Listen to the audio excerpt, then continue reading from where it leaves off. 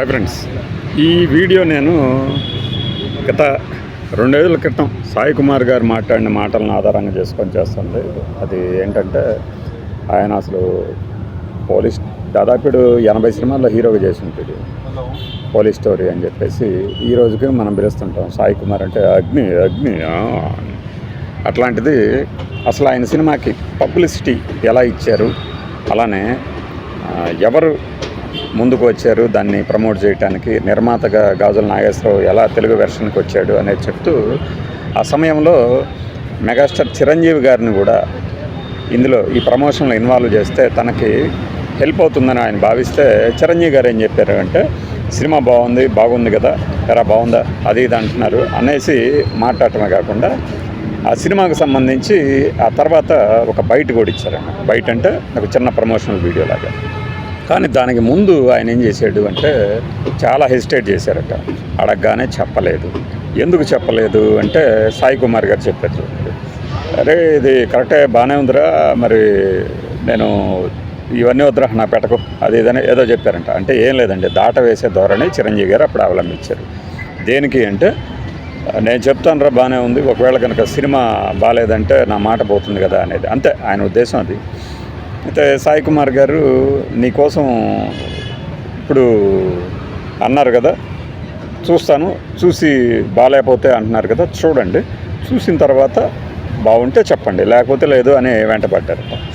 అలా అప్పట్లో రీళ్లు ఉండేవి కాబట్టి సురేష్ ప్రొడక్షన్లో ఒకటి, ఇంకొక థియేటర్లో ఒకటి, అన్నపూర్ణలో ఒకటి, అంటే అదే ప్రింట్ ఇక్కడి నుంచి అక్కడికి తీసుకెళ్ళేసి ఇక్కడ షో బిగిన్ అవ్వగానే రామానాయుడు వీళ్ళందరికీ 1 గంట తర్వాత చిరంజీవి గారికి అన్నపూర్ణాలు అరేంజ్ చేసి ఈ ప్రింట్ తీసుకెళ్ళి అక్కడికి మళ్ళీ రివైండ్ చేపించి పెట్టేసుకొని మొత్తానికి సినిమా చూపించేసి ఆయన చేత శభాష్ అనిపించుకొని చేశారట.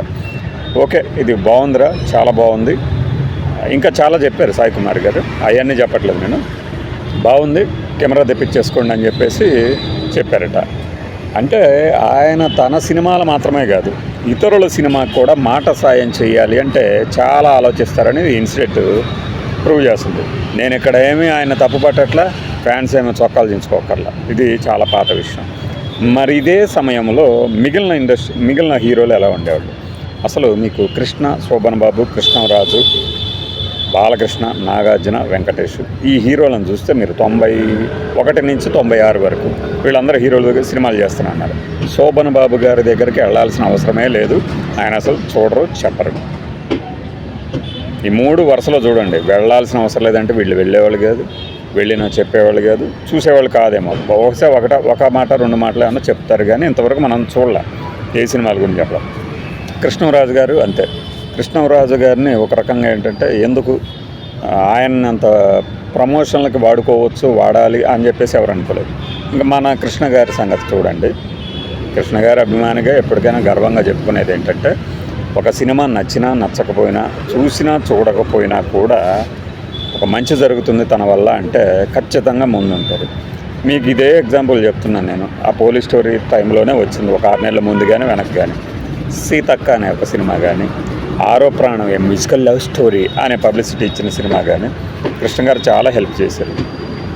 చంటి అడ్డాలని వాళ్ళు ప్రొడ్యూసర్లు ఉన్నారు కదా, అడ్డాల వాళ్ళు, ఆరో ప్రాణ ప్రొడ్యూసర్లు, వాళ్ళని అడిగితే చెప్తారు ఎంత హెల్ప్ చేసింది పబ్లిసిటీ పరంగా. అప్పట్లో కృష్ణ గారి క్రేజ్ ఆ రకంగా ఉండేదన్నమాట. కృష్ణ గారు ఒక పాటలో నర్తిస్తున్నారన్న, ఒక మాట చెప్పారన్న అలా ఉండేది. ఆ సీతక్క సినిమా ఈ చిల్లర కళ్యాణ్, సి కళ్యాణ్ తీసాడు, సాగర్ గారి డైరెక్షన్, మన అమ్మదొంగ తీసిన సాగర్ గారు. సో ఏంటంటే ఆ యొక్క ఇంటిమసీతో, అభిమానంతో కృష్ణ గారు సాగర్ గారిని బాగా ఎంకరేజ్ చేశారు. అలాంటి సినిమా ఈ సీతక్క. అది చాలా లో బడ్జెట్ సినిమా.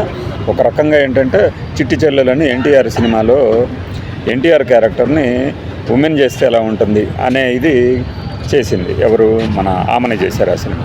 దాన్ని బాగా ప్రమోట్ చేశారు. దాన్ని ప్రమోట్ చేయటమే కాకుండా, అంటే కృష్ణ గారు చెప్పారు కదా ఇక మనకేంటని చెప్పేసి మిగతా హీరోయిన్లు కూడా చెప్పారు. అలానే మీరు పట్టుకోండి చూద్దాం అనే ఒక సినిమా ఉంటుంటుంది, ఖాన్ దాదా అనగానే ఏసై అని చెప్పేసి అప్పట్లో నాగార్జున వీళ్ళందరూ కూడా ప్రమోషన్ చేశారు.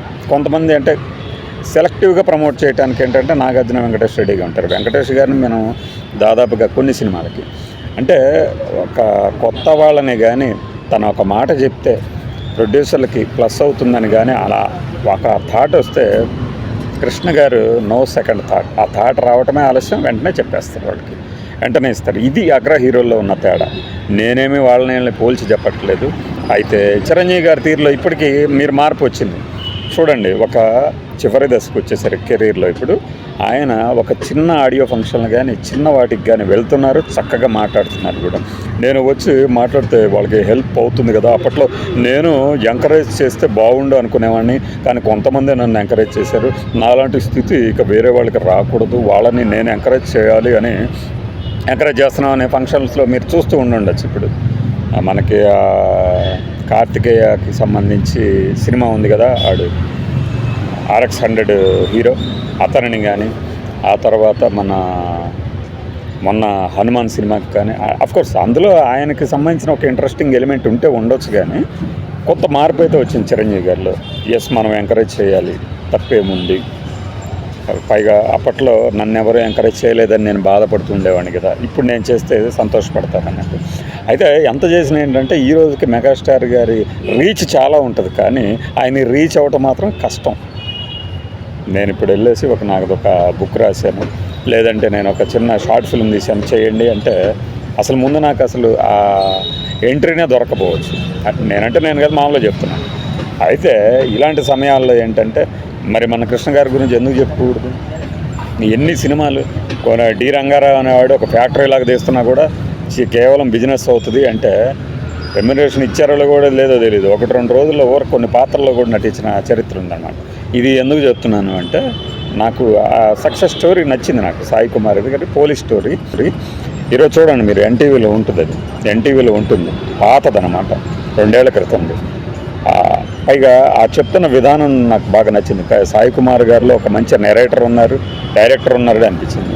ఎస్ఆర్ కళ్యాణ మండపం రిలీజ్కి ముందు చేసిన, రిలీజ్ అయిన తర్వాత ఆ ఇంటర్వ్యూ వచ్చింది.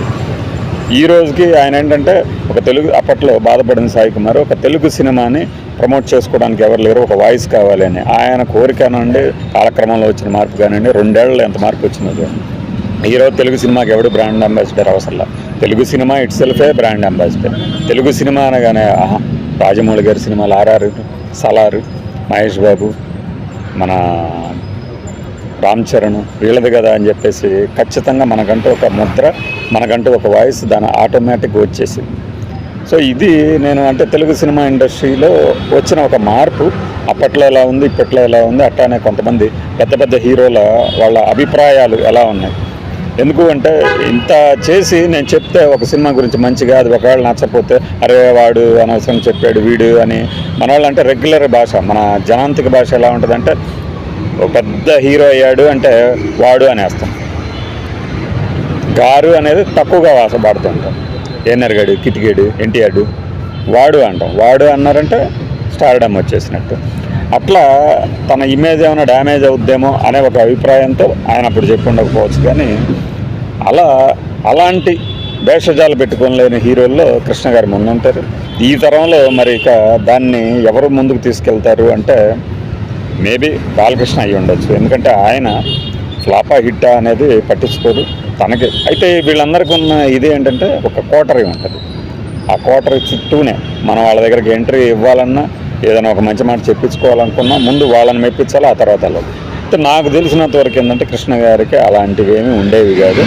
జస్ట్ వన్స్ ఆయన దగ్గరికి వెళ్ళగలిగితే చాలు, హ్యాపీగా ఎలాంటిదైనా చక్కగా ఎంకరేజ్ చేయాలని చెప్తారు. ఒక మంచి మాట చెప్తారు ఈ సినిమా గురించి, ఒక చెడ్డ మాట ఏ రోజు చెప్పరు.